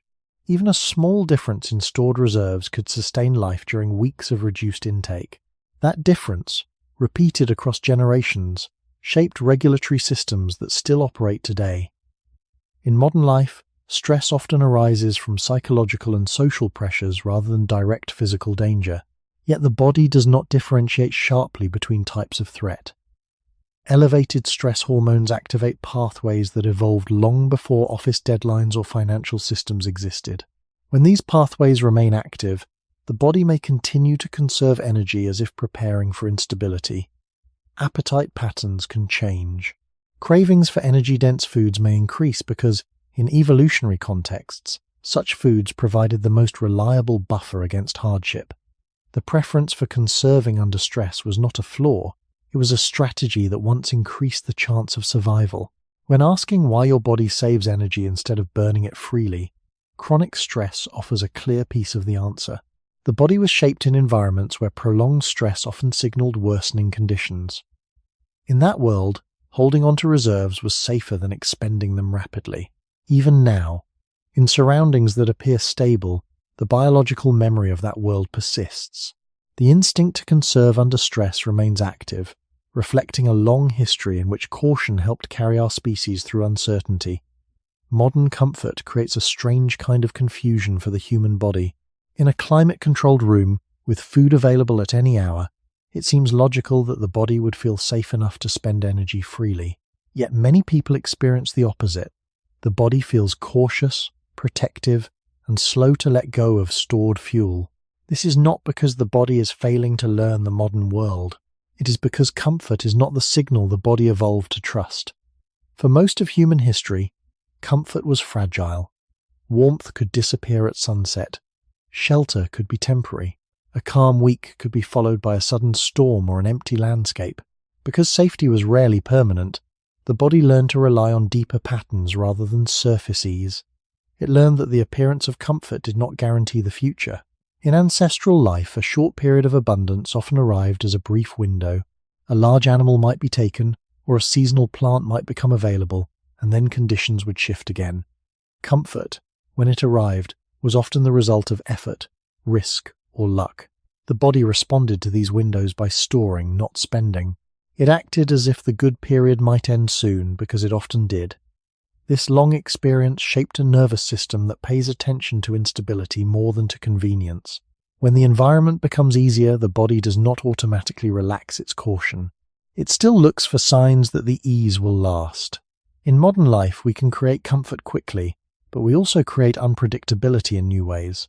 Sleep schedules shift. Eating patterns can be irregular. Stress can remain high even in safe settings. Light and sound continue long into the night. These signals are not read by the body as civilization. They are read as patterns in energy and threat. If sleep is shortened, the body may treat that as instability. If meals come in bursts and then stop, the body may interpret that as uncertain supply. If daily stress remains constant, the body may act as if conditions are not secure, even when there is no physical danger. In this way, modern comfort can sit on top of biological cues that still resemble the older world. The result is a mismatch. We live in abundance, yet our internal systems behave as if scarcity could return. Around the midpoint of our story, it helps to return to human origins again, because the logic becomes clearer there. Early humans did not live inside stable walls with steady heat. They lived in changing landscapes where seasons controlled survival. A group could move toward water and find it reduced. A familiar route could become barren after drought. A successful season could be followed by disease or conflict. In such a setting, the body's safest posture was not to spend freely during the good days, it was to build a buffer. That buffer often took the form of stored energy, lowered expenditure when possible, and a preference for conserving strength. Those who carried this cautious pattern were more likely to endure the next shift. Modern comfort also changes how we think about energy. We often treat energy as something to use up, like a number we should erase. But the body still treats energy as a reserve. It treats stored fuel as protection against uncertainty, even if the uncertainty is only suggested by stress, irregular sleep, or fluctuating eating. This is why a comfortable environment does not always lead to a body that burns more. Comfort reduces certain dangers, but it does not rewrite the ancient survival rule. Keep something in reserve. And when modern life adds constant low-level stress, the body may tighten its grip further, choosing preservation over release. The deeper point is calm and steady. Our surroundings can change within decades, but the systems that guide energy use were shaped across hundreds of thousands of years. The body still carries the older expectation that conditions can turn quickly, so it saves energy not because it misunderstands comfort, but because it understands uncertainty. Modern environments offer a level of stability that would have been unfamiliar to most of our ancestors. Temperature can remain nearly constant across seasons. Food can be obtained without physical risk. Light extends long after sunset. Yet the body does not measure safety by architecture or technology. It measures safety through patterns that once predicted survival. When those patterns resemble instability, even subtly, the body leans toward conservation. This is where the tension between modern comfort and ancient programming becomes most visible. In early human life, stability was rare and often temporary. A stretch of mild weather could encourage confidence, but a single storm could undo that confidence quickly. Animal herds could migrate unexpectedly. A water source could dry. The nervous system evolved to remain cautious even during calm periods. Comfort was welcomed, but it was not trusted fully. The body learned to prepare during good times rather than relax completely into them. That preparation often meant storing energy and limiting unnecessary expenditure. Today, we experience a different type of fluctuation. Work schedules change. Sleep patterns shift with artificial light. Meals may be skipped and then replaced with larger portions later. Stress may rise without physical danger. These irregularities resemble the early signals of instability that once preceded scarcity. The body does not interpret them as cultural habits. It interprets them as patterns in energy flow and threat.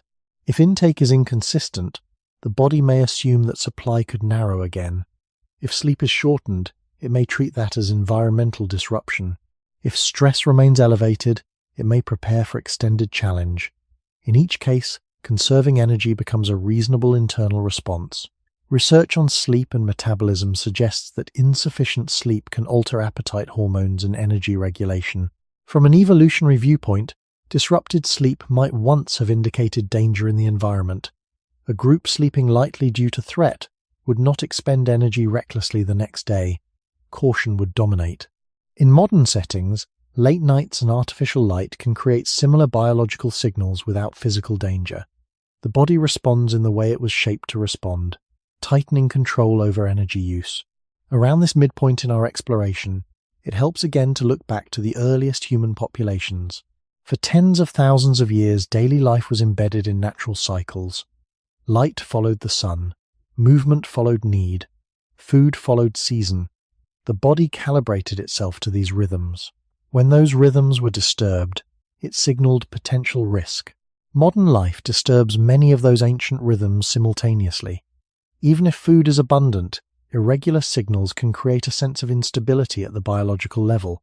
The body then chooses the safer strategy: preserve rather than release. This mismatch does not imply that the body is outdated or flawed.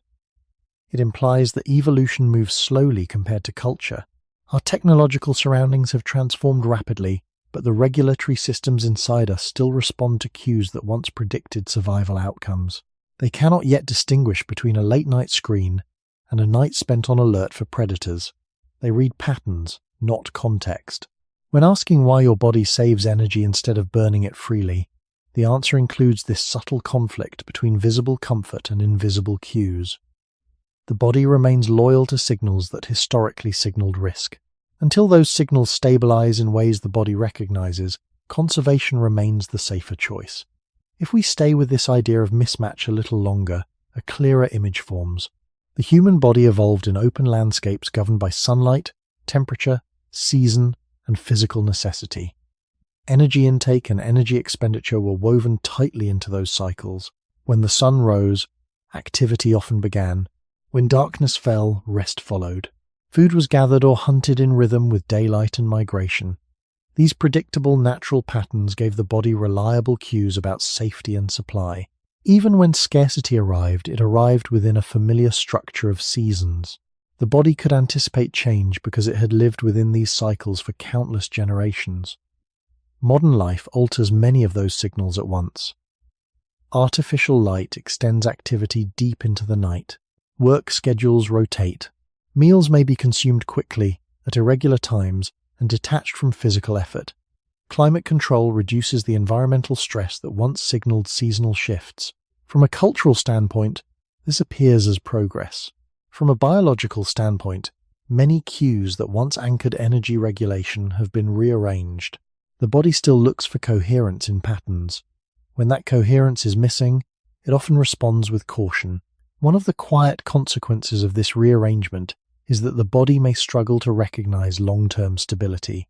It evolved to interpret consistent daylight-darkness cycles, steady sleep, and predictable activity as signs of safety. When these rhythms fragment, the internal systems guiding appetite, metabolism, and energy expenditure may interpret fragmentation as instability. In unstable conditions, conserving energy historically increased survival.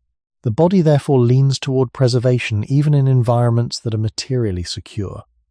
Historical evidence reminds us that human populations endured repeated ecological disruptions. Entire regions experienced shifts in rainfall patterns. Ice sheets advanced and retreated. Coastal lines changed. These events unfolded over centuries, yet their effects were immediate for those living within them. The body systems that favored storing and conserving energy were reinforced across these episodes. Those systems did not disappear simply because industrialization arrived. They remain embedded in hormonal pathways, neural circuits, and metabolic feedback loops. When modern life presents mixed signals, abundant calories alongside chronic stress, comfort alongside irregular sleep, the body does not assume that abundance will last indefinitely. It registers inconsistency. Inconsistency once predicted hardship. As a result, it often tightens control over energy. Fatigue may appear more easily. Hunger signals may intensify. Energy expenditure may remain guarded rather than expansive. These responses can feel puzzling in a world where food is accessible and shelter is stable. Yet from the perspective of human origins, they follow a clear line of reasoning. The body evolved to trust long-term coherent rhythms. It evolved to treat irregularity as a potential warning. Because modern environments disrupt those ancient rhythms in subtle ways, the body continues to operate under a principle of caution. It saves energy because saving once meant surviving. Even if comfort surrounds us, the deeper regulatory systems still carry the memory of seasons that could turn harsh without notice. That memory does not fade quickly. It guides the body toward preservation whenever patterns resemble uncertainty. As the human body moves through time, its relationship with energy changes again. Aging is often described as decline, but from an evolutionary perspective, it is also a shift in priorities. The young body is oriented toward growth, exploration, and reproduction. The older body is oriented toward maintenance and endurance. This shift influences how energy is managed. It can help explain why, as years pass, the body may appear even more protective of stored fuel. In early human populations, few individuals lived into advanced old age by modern standards. Life expectancy at birth was low, largely because of infant mortality and environmental hazards. Yet those who survived childhood could often live into middle age and beyond. In small groups, older members carried knowledge about migration routes, food sources, and social bonds. Their survival had value for the group, but survival at later ages required careful energy use. The body gradually reduced growth-related processes and prioritized stability. Muscle mass might decline without regular challenge. Resting energy expenditure could decrease. These changes are not random. They reflect a biological recalibration toward conservation. From a historical viewpoint, an aging body facing uncertain environments would benefit from guarding its reserves. Hunting long distances or engaging in intense conflict carried higher risk with advancing age. Preserving energy for essential tasks and for recovery became more important. A system that favored caution over aggressive expenditure would reduce vulnerability. Even small differences in energy efficiency could influence survival during lean seasons. Over generations, the physiology of aging incorporated these protective adjustments. Modern life extends lifespan far beyond what was common in early human settings. Medical care, sanitation, and stable food supply allow many people to live decades longer. Yet the metabolic systems guiding energy use were shaped in a context where later life still involved uncertainty. The body does not interpret retirement plans or grocery access. It responds to internal signals of age and to patterns of intake and stress. As hormonal balances shift with aging, energy expenditure often declines. Appetite signals may change. Muscle maintenance requires deliberate activity rather than occurring automatically. These shifts can make it feel as though the body is increasingly reluctant to burn energy freely. From an evolutionary standpoint, however, conserving energy with age was protective. The older body needed to avoid depletion that could not easily be reversed. Recovery from injury or illness takes longer with age. In ancestral environments without medical support, preserving reserves increased the chance of enduring such setbacks. The instinct to guard energy therefore remained strong across the lifespan. Looking again toward early human history, we see that survival required adaptation at every stage of life. Youth favored expansion and risk. Later years favored prudence. The metabolic slowdown often associated with aging reflects this transition. It does not arise solely from modern comfort. It is part of a long-standing pattern in which the body gradually shifts toward maintenance rather than growth.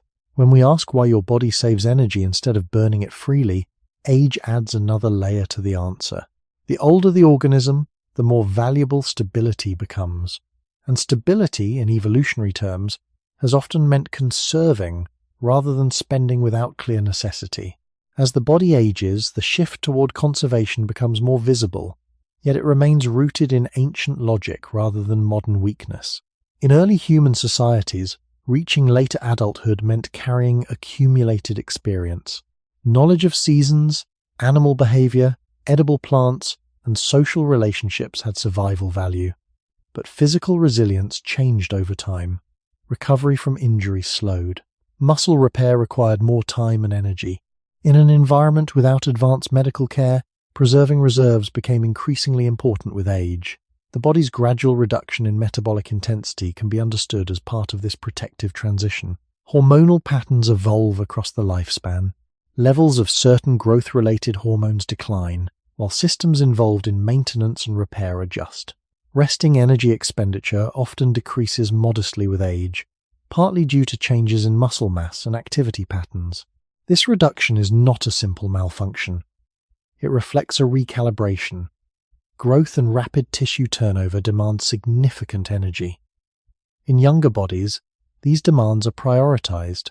In later years, the emphasis shifts toward preserving function and preventing excessive depletion. From an evolutionary perspective, this shift would reduce vulnerability.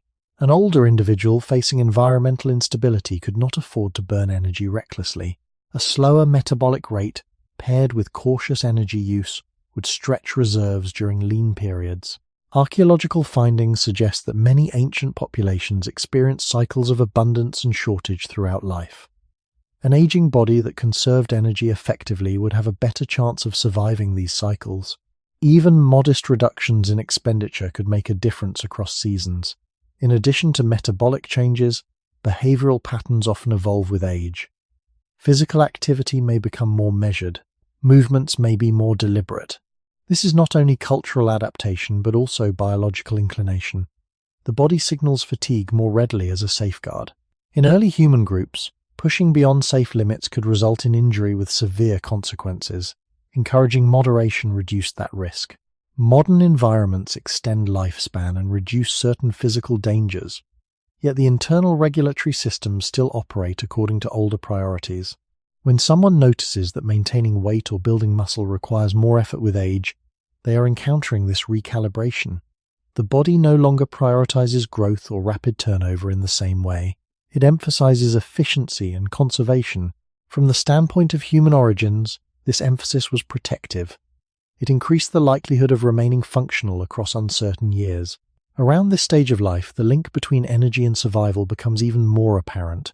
Stored energy represents security against illness or temporary reduction in intake. The body, sensing its own age, may defend that security more firmly. It does not interpret extended modern lifespan as proof that scarcity is gone. It continues to apply rules shaped in landscapes where aging individuals still faced environmental risk. When asking why your body saves energy instead of burning it freely, aging adds depth to the answer. The shift toward conservation is not only about present conditions, it reflects a lifetime of biological adaptation oriented toward endurance. The older body, shaped by evolutionary memory, prefers to hold something in reserve rather than expend it without clear necessity. If we widen the lens even further, aging reveals something steady about the human design. The body was never engineered for constant expansion across an unlimited lifespan. It was shaped to move through stages, each with different priorities. In youth, the priority was growth and reproductive potential. In maturity, it was contribution and stability within the group. In later years, it was preservation and knowledge transfer. Each stage required a different relationship with energy. The gradual tightening around energy use in older age reflects this shift in purpose. In early human populations, few safety nets existed. Illness, injury, or environmental hardship could arrive without warning. For an aging individual, recovery demanded more time and more stored fuel. A body that burned through energy reserves quickly would reduce its margin for survival during these events. Natural selection does not design for comfort. It favors traits that extend survival long enough to support offspring and group continuity. In this context, a conservative metabolism in later life increased the chance of remaining functional during uncertain conditions. Even small adjustments in how energy was allocated could influence survival. Across archaeological sites, we find evidence that older individuals were sometimes cared for within groups, suggesting social support. Yet that support did not eliminate environmental risk. Food shortages, climate shifts, and migration pressures affected all members. An older body that conserved energy effectively would rely less heavily on group resources during lean times. Over generations, this modest advantage reinforced metabolic patterns that favored efficiency with age. In modern societies, we often expect the body to maintain youthful energy indefinitely. We compare ourselves to earlier decades and view metabolic slowing as failure. Yet from a long evolutionary perspective, slowing can represent recalibration rather than collapse. Muscle mass may require more deliberate effort to maintain. Appetite cues may shift. Rest may become more necessary. These changes align with a biological shift from growth toward maintenance. Maintenance, in ancestral settings, required guarding reserves. The body's reluctance to burn energy freely in later years reflects this ancient prudence. There is also a population-level dimension to consider. Human survival across millennia depended not only on the strength of the young, but on the continuity provided by elders. Knowledge of seasonal cycles, safe territories, and social alliances passed across generations.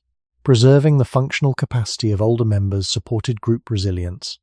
A metabolism that conserved energy and avoided depletion would contribute to that preservation. Over time, this pattern became part of our shared physiology.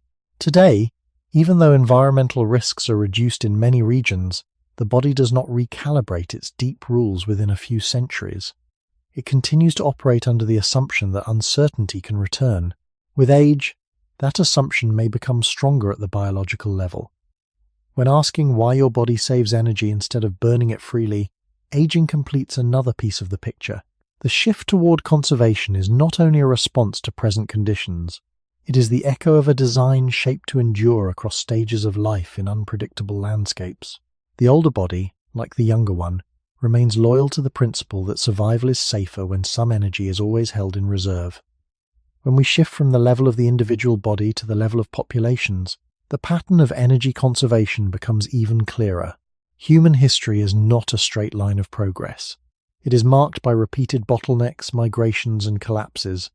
Entire communities have faced famine, disease, and environmental upheaval. Across these events, survival did not depend on burning energy freely during good years. It depended on enduring the bad ones. This larger historical rhythm shaped not only individual metabolism, but the shared biological tendencies of our species.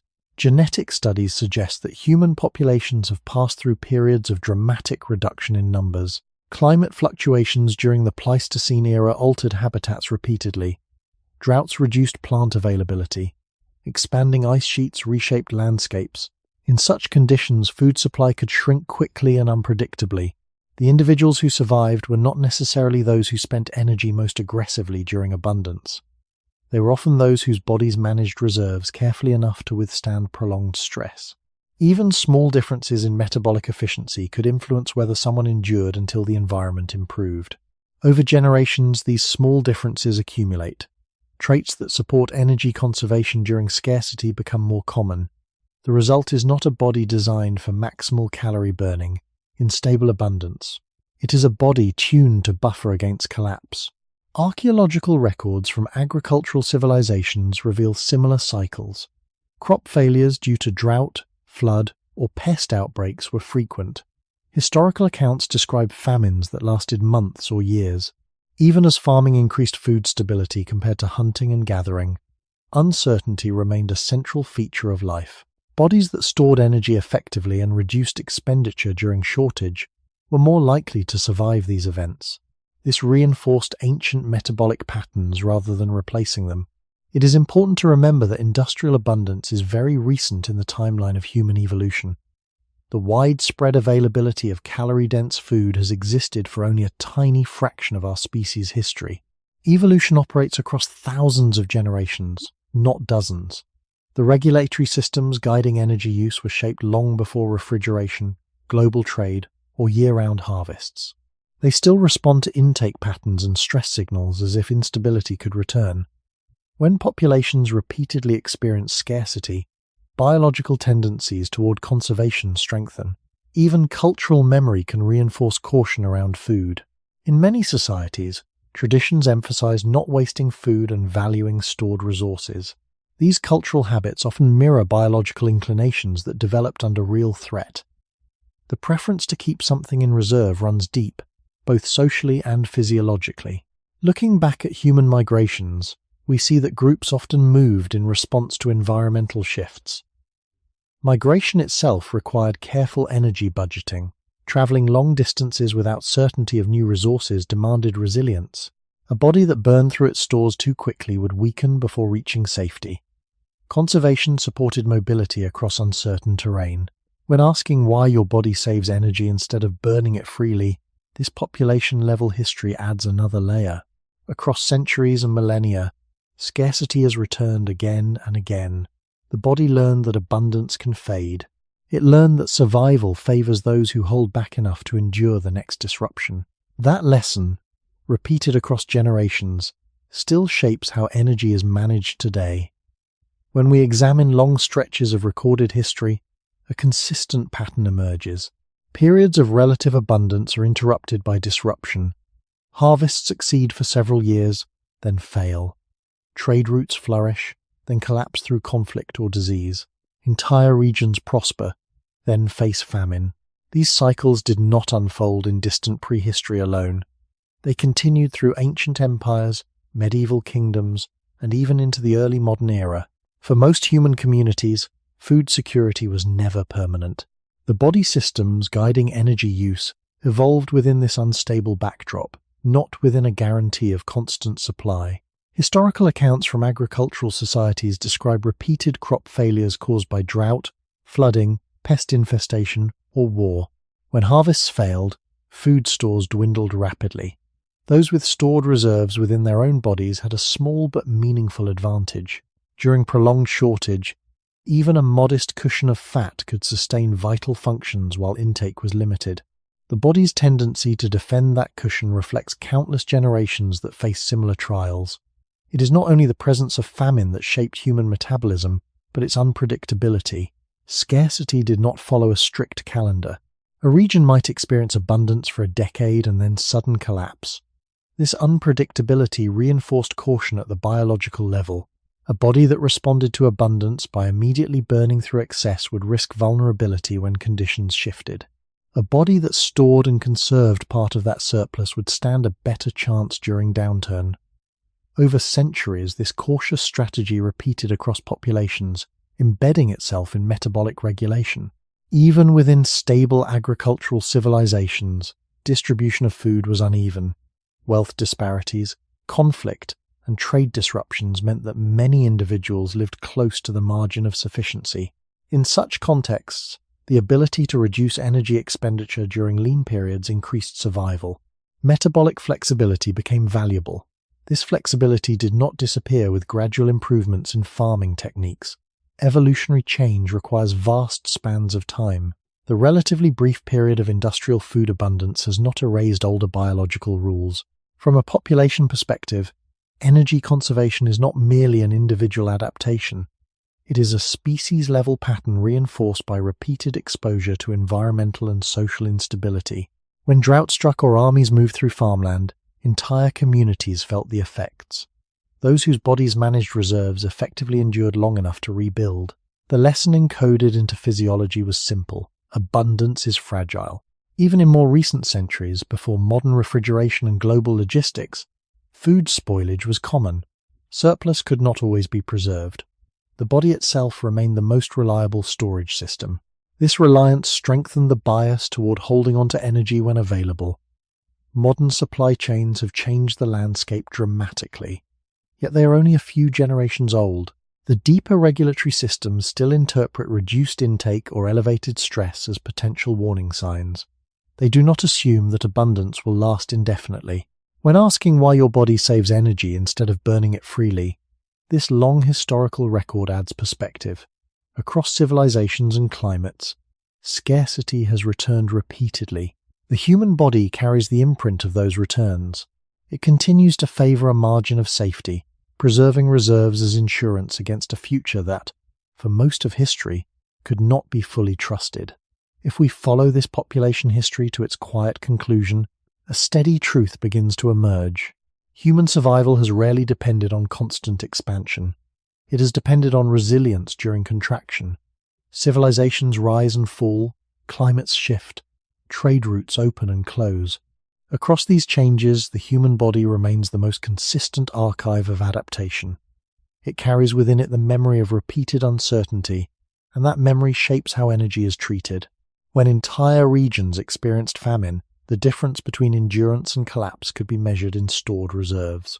Historical records from different continents describe years when harvests failed and food became scarce. In such times, those with slightly greater energy reserves could maintain strength longer. That strength allowed them to work, migrate, or care for family during crisis. The body's instinct to defend stored energy reflects countless generations in which that instinct increased survival odds. These were not isolated events. They were recurring features of human existence. Even in prosperous periods, the possibility of disruption lingered. Trade could be interrupted by war. Disease could reduce labor forces. Weather patterns could change suddenly. Populations learned culturally to prepare for lean times.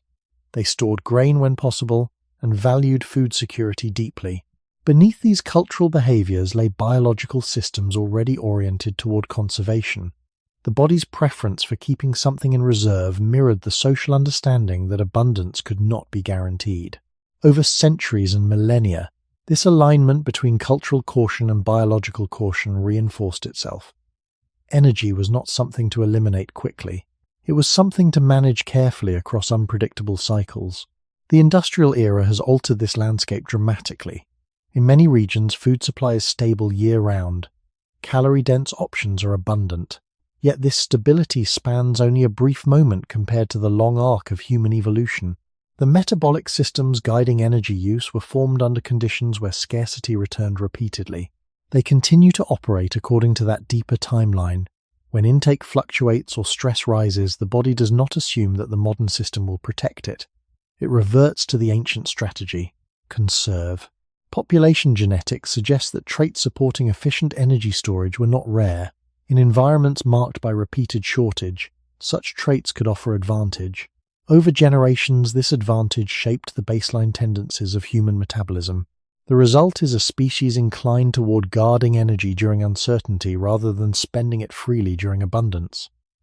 This inclination does not disappear simply because supermarkets exist. It remains embedded in hormonal feedback loops and neural regulation. Looking across human history, the pattern is consistent. Periods of growth are followed by contraction. Stability gives way to disruption. The body evolved to survive these contractions. When asking why your body saves energy instead of burning it freely, this population-level memory completes the picture. Conservation was not a flaw. It was a strategy refined across countless cycles of instability. Even now, in a world that often appears secure, the body still acts as if another contraction could arrive. It keeps a margin of safety, honoring a history in which survival depended on holding back enough to endure the next turn. If we gather all the threads together, a quieter understanding begins to settle. The human body is not designed around the question of how to burn energy as quickly as possible. It is designed around a different question: how to remain alive when conditions change. Across the long history of our species, change has been constant. Climate shifted, food disappeared and returned, populations moved, divided, and reformed. In that moving landscape, energy was never treated as disposable. It was treated as protection. What feels like resistance today is often continuity. When your body lowers its metabolic rate during restriction, it is repeating a pattern that once stretched scarce resources across difficult seasons. When hunger intensifies after intake drops, it echoes a signal that once guided our ancestors towards survival. When stress encourages caution rather than free expenditure, it reflects a system built in environments where uncertainty often preceded hardship. Even aging, with its gradual tilt toward efficiency, fits this larger design. The body's priority has always been endurance before appearance, stability before performance. In modern life, we often measure health by visible output. We expect constant energy, rapid fat loss, and steady progress. Yet the body measures health differently. It measures whether reserves are sufficient. It asks whether supply is stable. It monitors stress, sleep, and patterns of intake. If any of these resemble instability, it chooses conservation. This choice is not moral, it is biological. Returning again to human origins clarifies the pattern. Early humans lived in small groups exposed to unpredictable ecosystems. A season of abundance could not erase the memory of the last famine. A successful hunt did not guarantee the next one. The body adapted to this unpredictability by building buffers and defending them. Those buffers were often stored as fat and protected by metabolic adjustments. Over tens of thousands of years, this strategy proved reliable. It carried our species through ice ages, migrations, and countless local crises. The world around us has transformed rapidly in recent centuries. Technology provides warmth, light, and food access that would once have seemed unimaginable. Yet the biological systems guiding energy use still operate according to ancient rules. They do not respond to cultural timelines. They respond to patterns that historically predicted survival outcomes. This is why comfort alone does not convince the body to burn freely. Comfort must be paired with consistent signals of safety and stability over time. Even then, conservation remains a quiet default. When asking why your body saves energy instead of burning it, the answer rests in this long memory. The body was shaped to assume that scarcity could return. It learned that survival favors those who hold something back. Rather than viewing this instinct as an obstacle, it can be understood as a protective inheritance. The question that remains is not how to defeat this inheritance, but how to live in a modern world while carrying a body that still remembers winter.